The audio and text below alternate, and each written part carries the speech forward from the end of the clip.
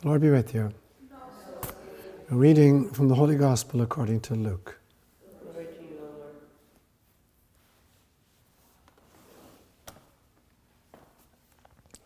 Jesus told his disciples a parable. Can a blind person guide a blind person? Will they not both fall into a pit? A disciple is not above the teacher, but whoever is fully qualified will become like the teacher. Why do you see the speck in your neighbour's eye, but do not notice the log in your own eye? Or how can you say to your neighbour, "Friend, let me take the speck out of your eye," when you yourself do not see the log in your own eye? First, take the log out of your own eye, and then you will see more clearly to take the speck out of your neighbour's eye. A gospel inspired by God.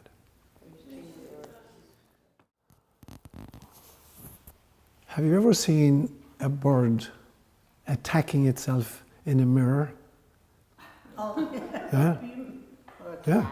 Or a cat, yeah. When I was living in the little cabin for many years, I had my car, we parked outside the cabin, and there was this blue jay. Blue jays are very, very territorial. Every single morning I come out, and he's furiously attacking the side mirror on the car, banging against it furiously. And I'd watch him for a period of time, and I could see the kind of the psychology that was going on. He'd attack it furiously, and no matter how furiously he attacked it, the image was attacking him with eagle ferocity. So after a while, he'd begin to lose heart. He'd begin to realize, I can't win this battle. This other guy is more ferocious than me. So he'd start backing off. And as he started backing off, the guy in the mirror would start backing off. He said, wow, maybe I finally have him. And he'd go back at it again with furiously.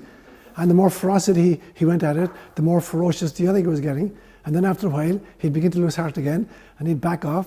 And just at the moment he was backing off, the other guy would be backing off, and he said, whoa, maybe give it like a third time lucky, he'll go for it again. And he'd go at it furiously, and the other guy would respond with the same ferocity. Now, that's what Jesus is talking about this morning, it seems to me. That's the whole notion of projection, that we project our stuff onto other people. So this little bird doesn't realize he's actually attacking himself. He thinks he's attacking something else. And that's what we do with projection, is the technique whereby we see in others the things we don't like in ourselves, but we can't see them in ourselves, and we can see them very easily in others, so we attack in others that which we should be dealing with in ourselves. So we're like these birds attacking a mirror. And so whoever we have this big fight with very, very often is because they're representing things that we can't acknowledge or see in ourselves. And the more ferociously we go at them, the more ferociously they defend themselves, and the more we feel like, oh, it's obvious they're bad people because look at the anger they're displaying right now. And so projection is supposed to be one side of a two-sided affair. Projection is actually a technique in which we can amplify something that's inside in ourselves so we can see it more clearly. But we must recognize that all we're doing is we're projecting it outside so we can see clearly what's inside. I remember these days we're spoiled. If you have an iPad or something and you're reading an iPad, you can increase the font size. Or if there's an image in it, all you got to do is put your fingers on it and spread like this, and the image gets bigger and bigger, so we can amplify the image. I remember about 3 or 4 years ago when I was at home in Ireland, and 2 of my grandnephews were visiting from Holland. I have 2 nieces who were married in Holland, and the 2 little kids, there were 4 or 5, were at home. So I had the 2 of them sitting down, and I had an old mythology book, with the Snow White and the 7 Dwarfs or something like this. And I got this storybook, and I'm reading it. So we come to the first image, and it's a tiny little image. So one of the kids goes, he's trying to spread the image, because he's raised on iPads, and of course it didn't spread, and he's totally shocked. What's wrong with this? It's not increasing. And so in some senses, projection is a technique where we get to spread the image of our own shadow material. But we have a screen, and the screen on the iPad is always somebody else. And we get to increase it so we can see clearly that which is inside ourselves. And the second part then is introjection. Now that we can see clearly what's inside in ourselves, we start working on it. So it's the great law of feedback.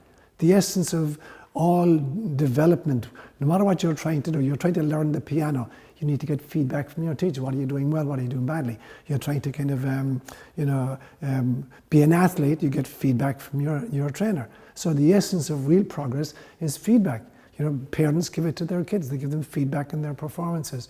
Teachers do it for students. You know, spiritual directors do it for directees. We're constantly trying to get feedback to improve our performance. But life itself gives us feedback, and this is called karma.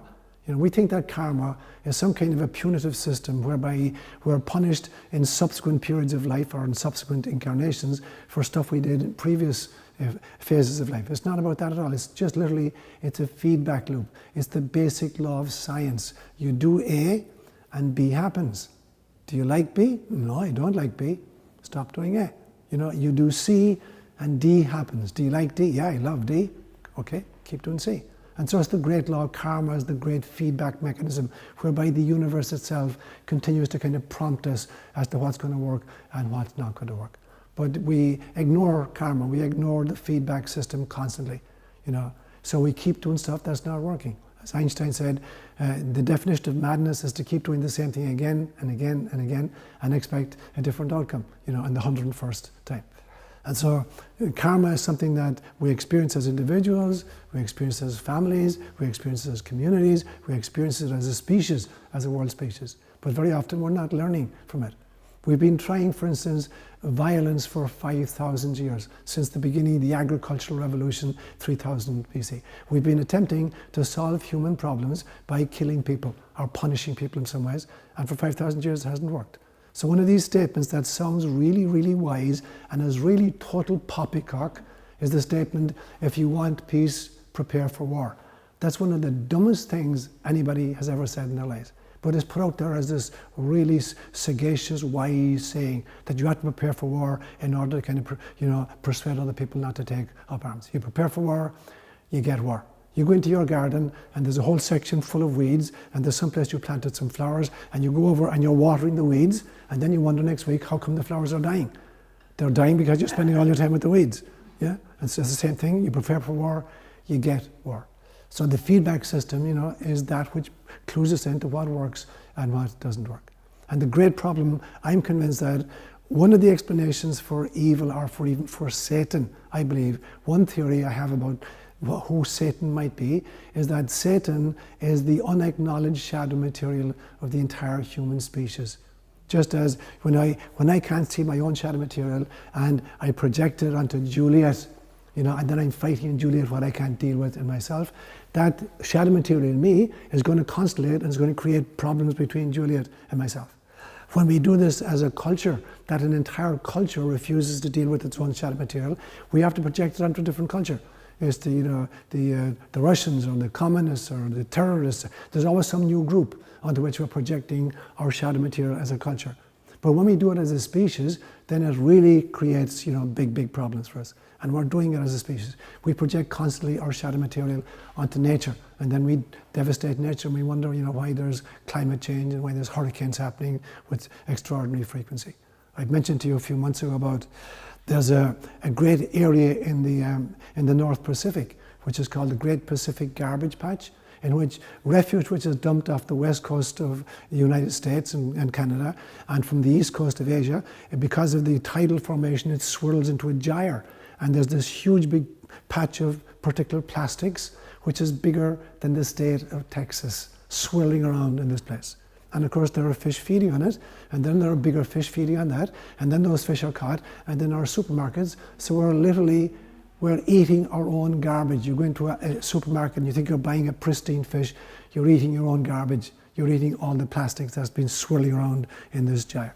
And that's what we do as individuals. That I think the problem of evil is basically that there's a gyroscope, there's a gyre of unresolved karmic material as a species that we're not dealing with as individuals, as cultures, as nations, and we're eating it, and it's creating the problems we experience, you know, as evil.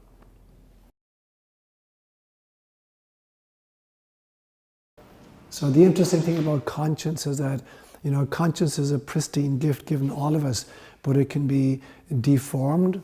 It can be deformed by society or by family, by culture, and so you can be taught to believe in stuff which is really against what your conscience would naturally tell you.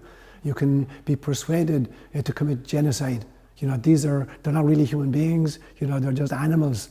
And so the Tutsis and the Hutu did it, in Africa. It happened with the Armenians, in the early part of the century. It happens with the Holocaust. So you can be persuaded as an individual and as a culture, to go totally against and to brutalize your own conscience, so your conscience is no longer giving you the kinds of clues that it was meant to give. Because of the social media now, it's becoming an increasingly big problem. In the old days, if you wanted to bully somebody on the schoolyard, you had to go up face to face with them, or to kind of create a little clique with your other girlfriends or whatever. But you had to do it in person. Now you can do it in social media and make thousands of people aware of it at the same time. So it's led to, particularly among girls and high school girls, suicide. A lot of suicides. There was a tremendous, terrible case in Ireland about 3 or 4 years ago, where a little 16-year-old girl, because of social bullying on social media, Facebook or some other outlet, committed suicide. And there's this big funeral service for it. Makes all the Irish newspapers. And 2 weeks later, her 18-year-old sister committed suicide. Wow. Yeah, because of and so it's a huge problem, big problem.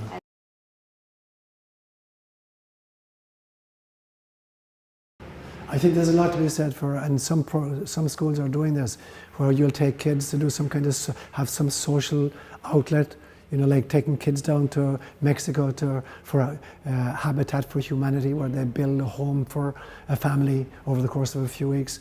So having them become socially conscious and exposing them to situations which people have it much worse than we do. There was a program I knew in Los Altos High School.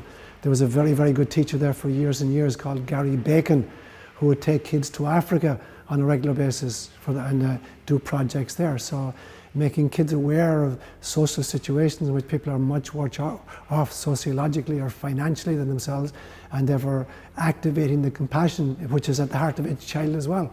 So if you can activate the compassion and reduce the kind of ego, then a lot of these problems just solve themselves. And so, ego is very important. We can't exist without an ego. Ego is the CEO of waking consciousness. And so where the soul is the center of the entire psyche, the ego is the center of the waking consciousness. It's the example I use sometimes is like, imagine a submarine, huge big submarine, and occasionally it comes to the surface and it puts a periscope up and it's looking around at the surface. Now, all the power of the machine is under the water. But there's another perspective which is really important, without which the submarine would be in danger. If the submarine surfaced in the middle of enemy ships, it could get destroyed. So it's going to set up this little probe, look around, figure out, is it safe up there? So that's the function of the ego. It operates on behalf of the soul. The problem is that for most of us, we think the ego is the submarine. We think it's the totality of it. So the ego makes a great servant, but a terrible master. When it thinks it's in charge of the entire psyche, it creates all kinds of problems. When it realizes it's working on behalf of the soul, then it's really important.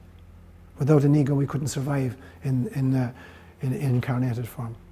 But most of us think we are the ego, and we keep satisfying and protecting the ego.